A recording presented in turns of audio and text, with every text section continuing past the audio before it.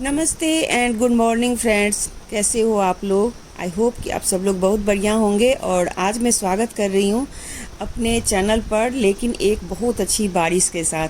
आज सुबह से ही बहुत अच्छी बारिश हो रही है। कई दिनों से काफ़ी गर्मी थी, मतलब आप उम्मीद नहीं कर सकते कि कितनी ज़्यादा गर्मी थी। एक मिनट के लिए भी बाहर नहीं जाया जा रहा था।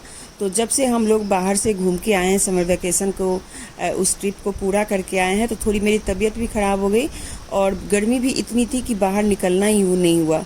तो आज इतना अच्छा मौसम है ना कि मैं क्या बताऊँ। मैं सुबह ही उठी तो सबसे पहले मैंने नहा धो के फ्रेश हो गई और मैंने कहा आज आप लोगों के साथ अच्छे से वीडियो शेयर करूँगी।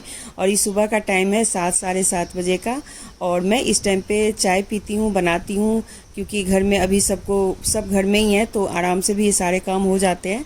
धूप बिल्कुल नहीं है, बहुत अच्छी बारिश हो रही है। तो चलिए चाय के साथ ही आज की वीडियो को मैं आप लोगों के साथ शेयर कर रही हूँ।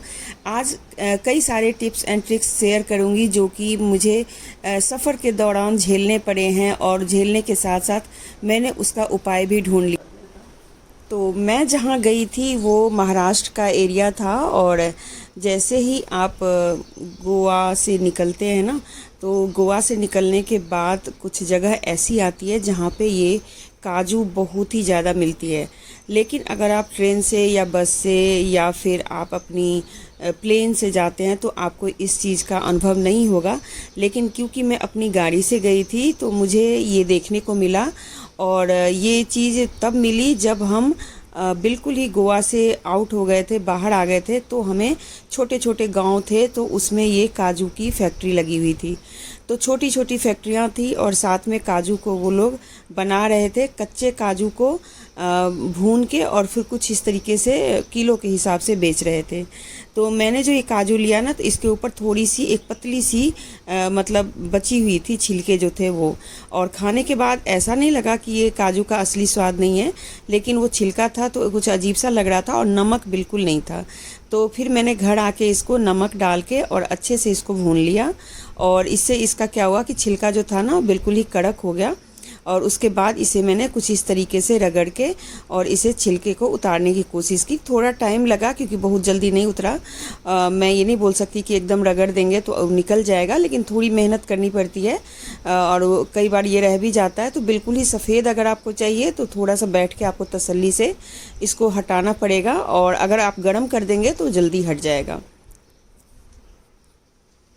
तो अब इस काजू को हमने बिल्कुल ही तैयार कर लिया, इसके छिलके उतार दिए। छिलके मतलब इतना बड़ा छिलका नहीं था कि उसको आपको एकदम से ऐसा करना पड़ता, लेकिन हाँ जैसे मूंगफली के पतले पतले छिलके होते हैं ना, वैसा ही था। तो इसको हल्का सा रगड़ा और थोड़ी मेहनत लगी, लेकिन ये उतर गया और कुछ इस तरीके का ये बन के तैयार हो गया। तो ऐसे ही जब कभी कहीं घूमने जाएं तो वहाँ की स्पेशल चीज़ ज़रूर लेके आएँ, और फिर उसको खाएं, बनाएं और इंजॉय करें। तो चलिए इस काजू की जो मतलब जर्नी थी ना, वो मैंने आपके साथ शेयर की है, और आगे की टिप्स अब मैं शेयर कर रही हूँ। तो ये 2 बाउल्स हैं, छोटे बड़े हैं, और इसको धो करके मैं फटाफट रखने लगी कि अचानक से ये फंस गया। और ये फर्स्ट टाइम मेरे साथ हुआ कि 2 बाउल्स आपस में चिपक गए, और मैं इसको खोलने की बहुत सारी कोशिश की पर ये खुला नहीं। और ये घर जो बात है वो हमारे वैकेशन पे जाने से पहले ही हुई थी, तो मैंने सोचा चलो आप लोगों के साथ भी शेयर करती हूँ कि इसको मैंने खोला कैसे। तो बहुत बार मैंने सुना है, देखा है कि लोगों के ग्लास फंस जाते हैं, पर मेरे साथ ऐसा कभी कुछ नहीं हुआ था। तो इसके लिए मैंने एक कढ़ाई ली और उसमें थोड़ा गर्म पानी डाला। ये देखने में लग रहा होगा आपको कि ठंडा है, लेकिन ये काफ़ी गर्म पानी है। जितना हो सकता है उतना गर्म पानी डालना है आपको, और ऊपर से आपको डालना है आइस क्यूब्स जो ठंडा होता है, और उसको छोड़ देना है 1-2 घंटे के लिए। तो यही है दोनों बाउल्स जो कि चिपक गए थे आपस में, और कुछ ऐसे चिपका कि मतलब ये ऐसे टेढ़ा चिपक गया। अब तो डर लग रहा है कि ऐसे रखूंगी और फिर चिपक जाएगा। तो वैसे तो मुझे नहीं लगता कि आज तक मेरे साथ कभी ऐसा हुआ था, पर जब चिपका तो फिर मैंने यूट्यूब पे ही देख के और इस ट्रिक को आजमाने की कोशिश की। ये निकला, लेकिन काफ़ी टाइम लगा, 1-2 घंटे लग गए, छोड़ दिया। फिर मेरे हस्बैंड ने इसको ज़ोर से खींचा तब जा करके निकला। मेरे से तो नहीं निकल रहा था, तो लेकिन इन्होंने ज़ोर से खींचा तो फिर ये निकल गया, और अब कुछ ऐसा है। और अब मैं इसके अंदर ना एक जैसे टिश्यू पेपर है वो मैं रख देती हूँ, जिससे कि ना इसमें हवा मतलब लॉक नहीं हो, क्योंकि हवा लॉक होने से ही वैसा हो गया और गीला था। गीले में अगर आप ऐसे बंद कर देते ना तो कई बार लॉक हो जाता है। आज तक मेरे साथ नहीं हुआ था, मैंने सुना ही था कि ग्लास बंद हो जाते हैं, ये लॉक हो जाते हैं या ऐसे बर्तन लॉक हो जाते हैं, पर फर्स्ट टाइम मेरे साथ हुआ। तो मैंने सोचा आप लोगों के साथ ये टिप्स या ट्रिक्स जो भी है वो शेयर कर लूँ। तो अब मैं ऐसे रख रही हूँ इसको, तो इससे क्या हो ना कि ये जो टिश्यू पेपर है ना कम से कम इसको खींचने में बनाएगा। और जैसे ये है तो इसके नीचे भी मैंने रख दिया है।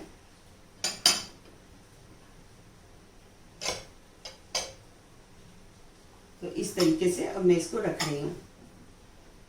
कैसा लगा ट्रिक्स जरूर से बताइएगा। और चलिए चलते हैं दूसरे टिप्स की तरफ।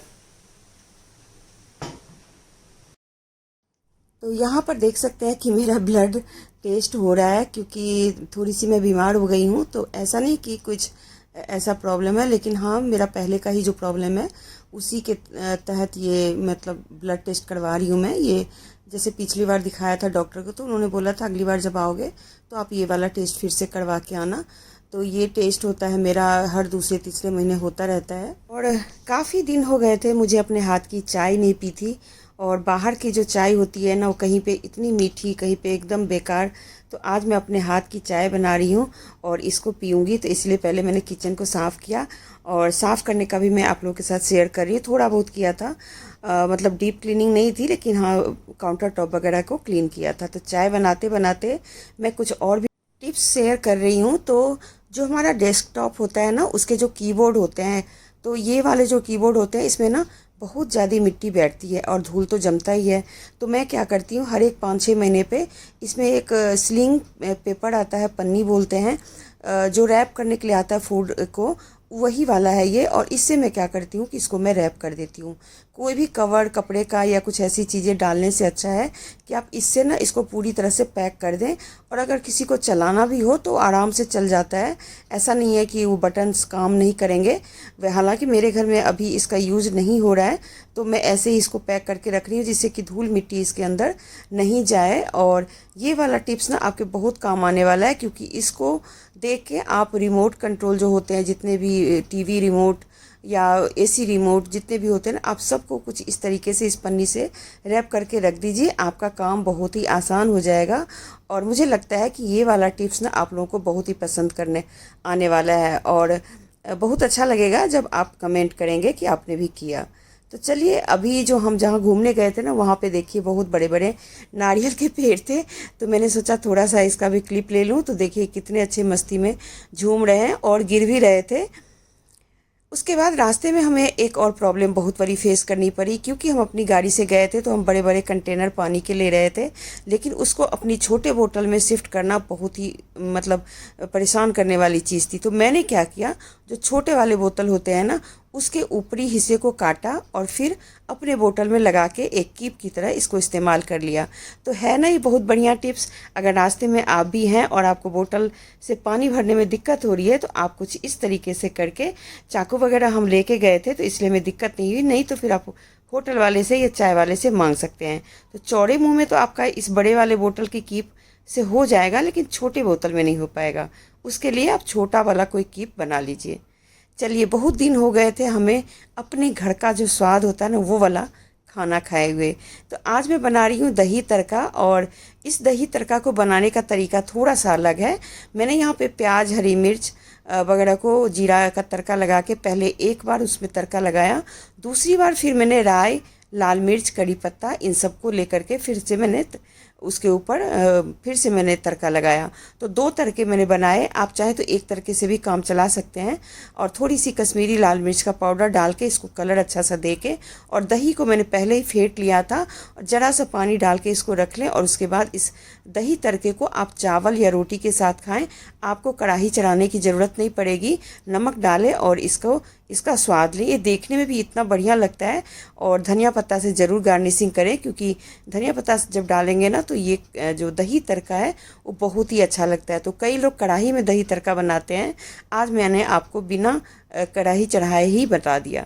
मैं अपना किचन हमेशा साफ़ सुथरा और क्लीन कैसे रखती हूँ। जब भी मुझे कुछ क्लीनिंग करनी होती है तो काउंटर टॉप पर पड़ा हुआ सामान निकाल देती हूँ। चूल्हा, गैस बर्नर, उसके साइड के वॉल, इन सारों पे स्प्रे बोतल में मैं कुछ विम लिक्विड और साथ में पानी मिला के उसको स्प्रे करके अच्छे से ब्रश से क्लीन करती हूँ। साथ में कुछ वाइप्स आते हैं, जैसे कि देख सकती है मेरे पास ये कॉटन वाइप्स हैं।